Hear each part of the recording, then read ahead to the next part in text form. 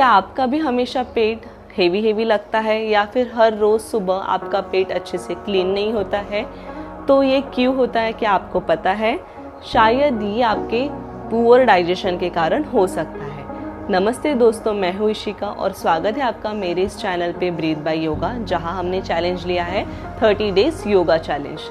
तो आज का वीडियो कुछ उसी से रिलेटेड होने वाला है। बहुत सारे लोगों को स्टमक से जुड़ी हुई प्रॉब्लम होती है, जैसे कि ब्लोटिंग, कॉन्स्टिपेशन, डायरिया या फिर उनका बाउल अच्छे से क्लीन नहीं होना, या फिर कोई किसी लोगों को बहुत ज़्यादा गैसेस या फिर एसिडिटी की भी प्रॉब्लम होती है। तो आज का वीडियो हमारा उसी से रिलेटेड रहने वाला है, yoga for bloating, constipation and digestion. आप अपने डाइजेशन को भी इम्प्रूव कर सकते हो। अगर किसी को कॉन्स्टिपेशन या फिर हमेशा ब्लोटेड फील होता है तो उसके लिए भी योगा पोज बहुत ज़्यादा हेल्पफुल रहेंगे। आजकल की लाइफस्टाइल ऐसी हो गई, बहुत सारे लोग टाइम पे खाना नहीं खाते हैं या फिर बहुत ज़्यादा जंक फूड खाते हैं, ऑयली फूड खाते हैं, शुगरी फूड खाते हैं, जिसके कारण हमें ये पेट से जुड़ी हुई जो भी समस्या है, जो भी डिसीजेस है जो मैंने आपको एक्सप्लेन किए, वो आपको हो सकते हैं। तो उसको अगर आप रिड्यूस करना चाहते हो या फिर उसको आप कम करना चाहते हो तो ये योगा फ्लो आप डेली ट्राई कर सकते हो, एटलीस्ट फॉर 15 मिनट्स। तो चलिए अभी हम करते हैं वीडियो को शुरुआत। वीडियो शुरुआत करने से पहले अगर आप मेरे चैनल पे नए हो तो जल्दी से जाके इस चैनल को सब्सक्राइब कर लीजिए, ताकि ऐसे ही बहुत सारे नॉलेजेबल कंटेंट योगा से रिलेटेड, आपके हेल्थ से रिलेटेड हमेशा आपके पास आए। और इस मेरे चैनल और वीडियो को एक फ्रेंड को ज़रूर शेयर कर देना। तो चलिए अभी हम करते हैं वीडियो को शुरुआत। तो सबसे पहला आसन है वो है पवन मुक्तासन। आपको इसके नाम से ही कुछ अर्थ समझ गया होगा। इसका मीनिंग है पवन मुक्तासन।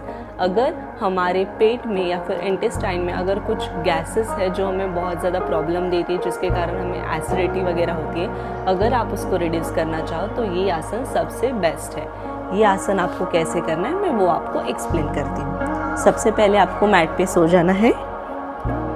अपने दोनों पैरों को अपने चेस्ट के पास लाना है और हाथों से जितना टाइट हो सके उतना टाइट आपको पकड़ना है।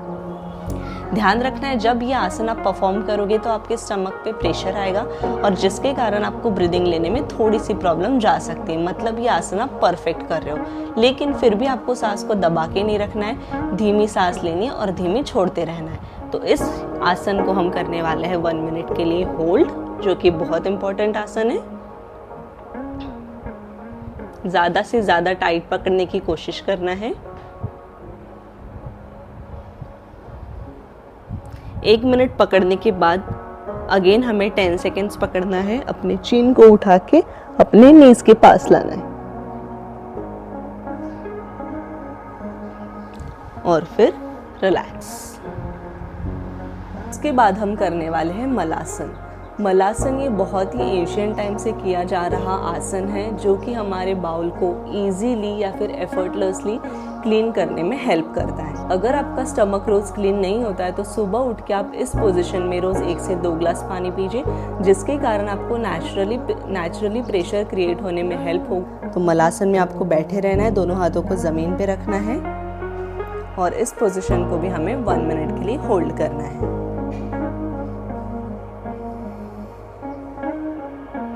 अब दोनों हाथ नीचे रखेंगे, हिप्स को उठाना है, नीचे दबाना है, हिप्स को उठाना है, नीचे दबाना है। ऐसा हमें 15 बार करना है।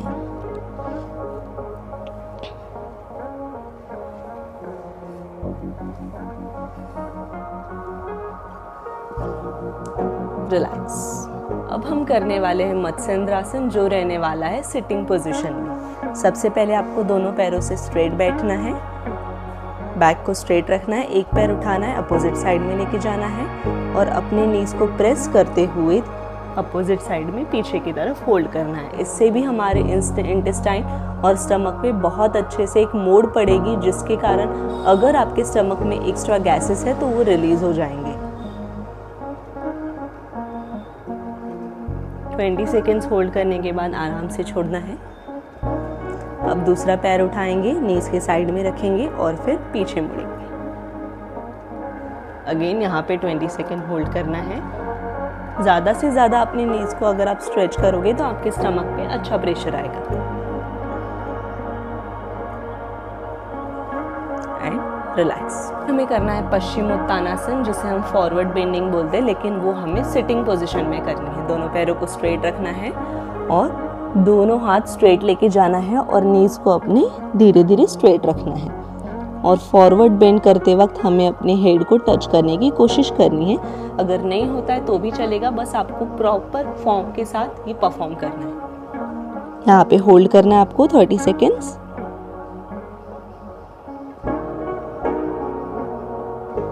And then relax. भी हम बहुत ही एक इम्पॉर्टेंट आसन है जो अगर आपका डाइजेशन अच्छा नहीं है या फिर आपका गट हेल्थ अच्छा नहीं है उसके लिए करेंगे, जो है वज्रासन। रोज़ खाना खाने के बाद आप वज्रासन में अगर 10 से 12 मिनट बैठते हो तो आपका डाइजेशन बहुत ही अच्छे तरीके से इम्प्रूव हो सकता है। लेकिन अगर आप बहुत ज़्यादा बिगिनर हो तो आप 10 से 15 मिनट ना बैठें, आपको सिर्फ 3 या 5 मिनट के लिए बैठना है, क्योंकि अगर आप ज़्यादा प्रैक्टिस करोगे तो आपके एंकल पे प्रेशर आने के चांसेस है। तो सबसे पहले आपको बैठना है सिर्फ 2 से 3 मिनट के लिए। वज्रासन में डायरेक्टली और इनडायरेक्टली हमारी स्पाइन स्ट्रेट रहती है और जिसके कारण डाइजेशन में बहुत ही अच्छा सपोर्ट मिल पाता है। इसको आपको होल्ड करना है, ऐसे ही बैठे रहना है आराम से, एकदम रिलैक्सेशन पोजीशन में। आंखें बंद करके या फिर आंखें खुली रख के भी आप बैठ सकते हैं।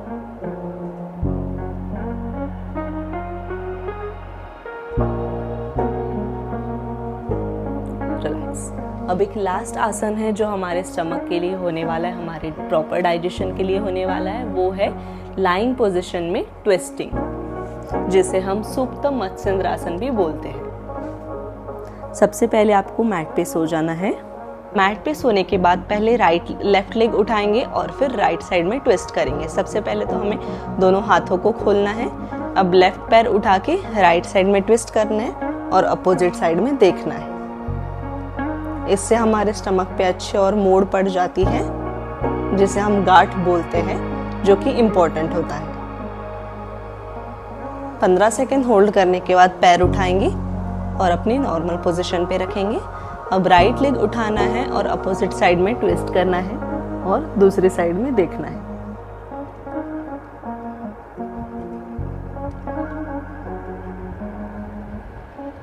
And then relax. अगर ये आसन, ये योगा फ्लो अगर आप डेली प्रैक्टिस करते हो तो डेफिनेटली आपको स्टमक से जुड़ी हुई कोई भी प्रॉब्लम्स फेस नहीं करनी पड़ेंगी। आपका बाउल भी अच्छे से क्लियर होगा और हमेशा आपका स्टमक और गट हेल्दी रहेगा।